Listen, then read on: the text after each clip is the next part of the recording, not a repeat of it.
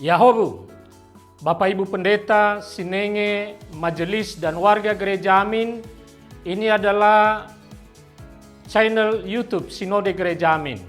Karena itu, bagi yang mencintai Gereja Amin, tontonlah, subscribe, like, dan bagikan. Gereja Amin yang tangguh, mandiri, dan peduli. Tuhan Yesus memberkati.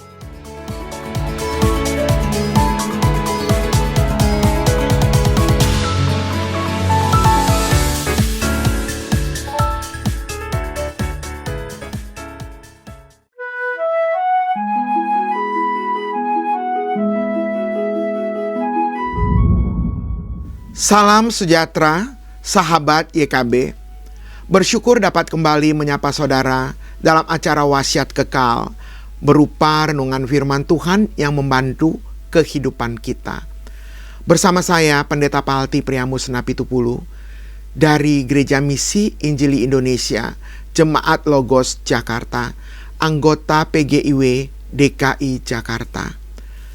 Renungan kita hari ini, Minggu 5 April 2026, ditulis oleh Pendeta Yoce Handri Karuh dari GKE Kebon Jati Bandung dengan judul Mata Terbuka, Hati Berkobar, yang dilandaskan pada Injil Lukas pasal 24 ayat yang ke-13 sampai dengan ayat yang ke-49.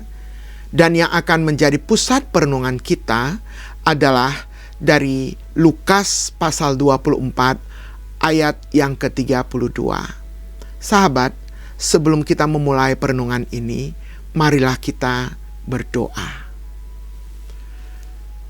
Tuhan Yesus, kembali kami datang kepadamu, dan kami bersyukur untuk kebenaran firman Tuhan yang akan kami dengar dan akan kami renungkan, menjadi pedoman dalam perjalanan hidup kami hari lepas hari. Kuasailah kami dan pimpinlah perenungan ini melalui kuasa Roh Kudus, sehingga kami boleh memahaminya dan kami boleh menjalaninya dengan kekuatan Tuhan. Dalam nama Yesus, amin. Sahabat, saya akan membacakan untuk kita dari Lukas pasal 24 ayat yang ke-32. Demikianlah firman Tuhan. Kata mereka seorang kepada yang lain, "Bukankah hati kita berkobar-kobar ketika ia berbicara dengan kita di tengah jalan dan ketika ia menerangkan kitab suci kepada kita?" Tuhan ada di dekat kita, tetapi kadang kita gagal melihatnya karena hati kita tertutup oleh berbagai pergumulan yang sedang kita hadapi. Sahabat, pernyataan ini sangat tepat. Kita tidak akan melihat dan merasakan kehadiran Tuhan dalam hidup kita jika hati kita tidak terbuka menyambut kehadirannya. Dua murid berjalan menuju Emmaus dengan hati yang berat. Harapan mereka akan Mesias seakan lenyap setelah kematian Yesus. Namun tanpa mereka sadari, Yesus sendiri hadir di tengah perjalanan mereka. Yesus mendengarkan keluh kesah mereka, mengajar mereka, sehingga akhirnya menyatakan dirinya saat memecahkan roti. Saat mata mereka terbuka, hati mereka berkobar. Mereka segera kembali ke Yerusalem untuk bersaksi. Inilah yang terjadi ketika kita menyadari bahwa Tuhan selalu hadir. Tuhan tidak hanya berjalan bersama kita, tetapi juga membawa terang di tengah gelapnya pergumulan hidup yang kita hadapi. Sahabat, dalam kehidupan yang kita jalani, seringkali kita seperti kedua murid tersebut. Kita merasa kecewa, putus asa, meragukan rencana Tuhan dalam hidup kita, dan tidak menyadari bahwa Tuhan sebenarnya hadir di setiap langkah kita. Kita sibuk dengan pergumulan tanpa menyadari bahwa Tuhan sebenarnya sedang berbicara melalui firman-Nya untuk menguatkan dan menuntun kita.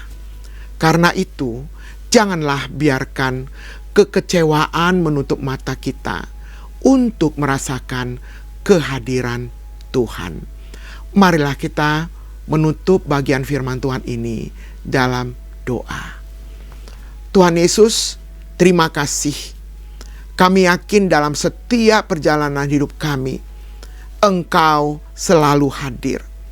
Namun kesibukan sehari-hari, pergumulan, persoalan, masalah, seringkali membuat kami tidak menyadari bahwa Tuhan ada bersama-sama dengan kami.